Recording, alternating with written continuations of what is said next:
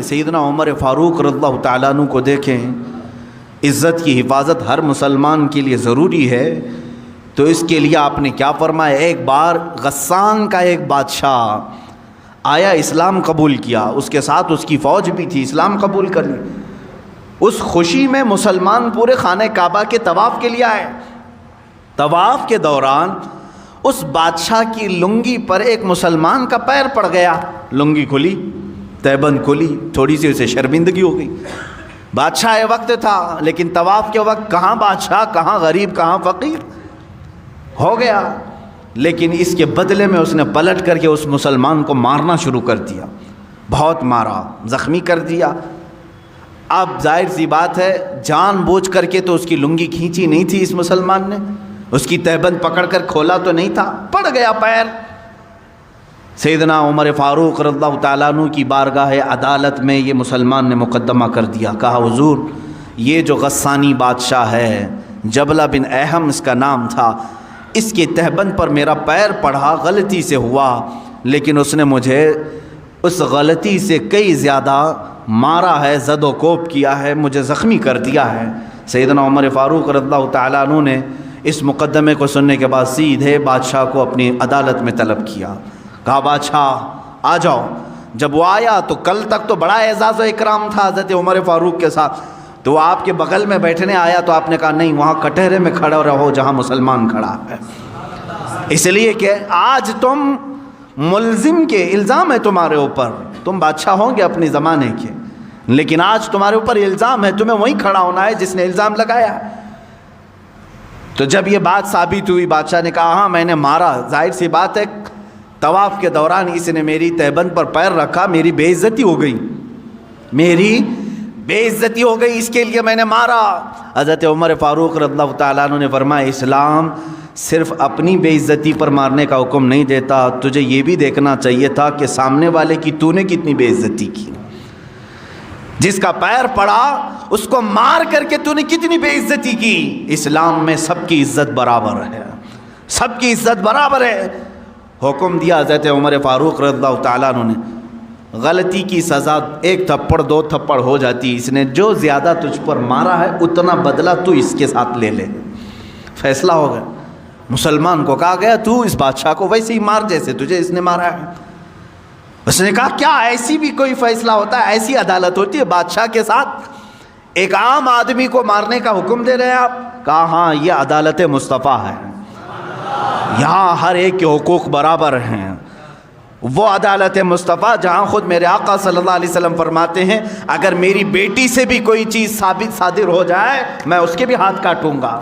اللہ کے نبی صلی اللہ تعالیٰ علیہ وسلم نے فرمایا یہ عدالت مصطفیٰ ہے. حقوق انسانی اس کو کہتے ہیں میرے عزیزو، ہیومن رائٹس اس کو کہا جاتا ہے.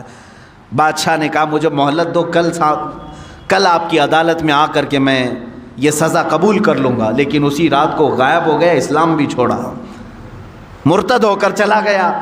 بعض لوگ جو اپنے آپ کو روشن خیال کہتے ہیں اس زمانے میں یہ کہتے ہوں گے اگر معاف کر دیتے تو وہ اسلام میں تو رہ جاتا، اس کا دل بنا رہتا.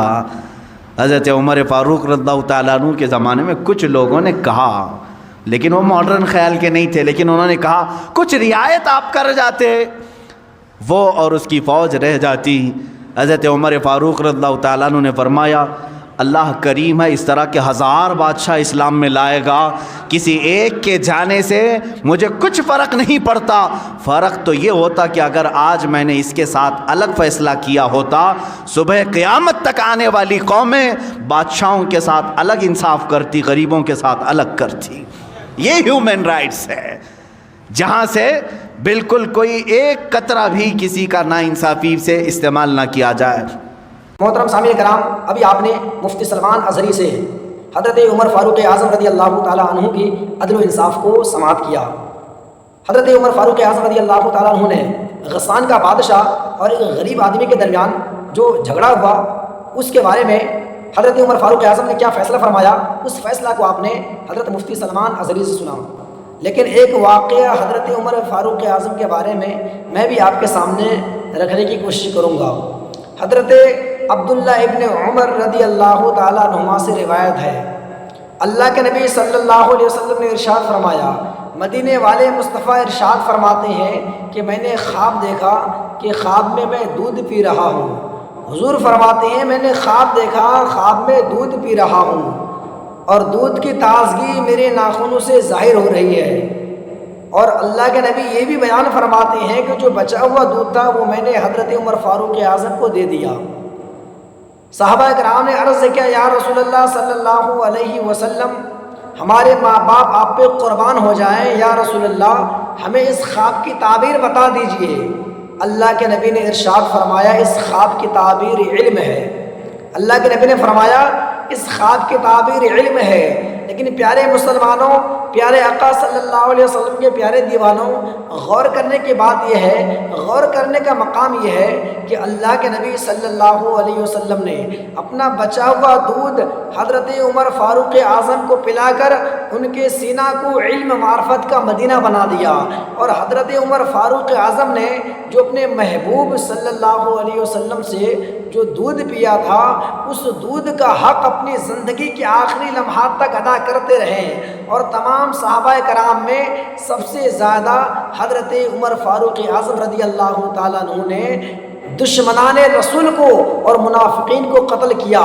تو دشمنان رسول کو اور منافقین کو قتل کرنے والے کوئی اور ذات نہیں بلکہ وہ حضرت عمر فاروق اعظم کے ذات ہے کہ جنہوں نے کثرت کے ساتھ دشمنان رسول کو اور منافقین کو قتل کیا، اور دشمنان رسول کے حق میں حضرت عمر فاروق اعظم قہر الہی بن جایا کرتے تھے۔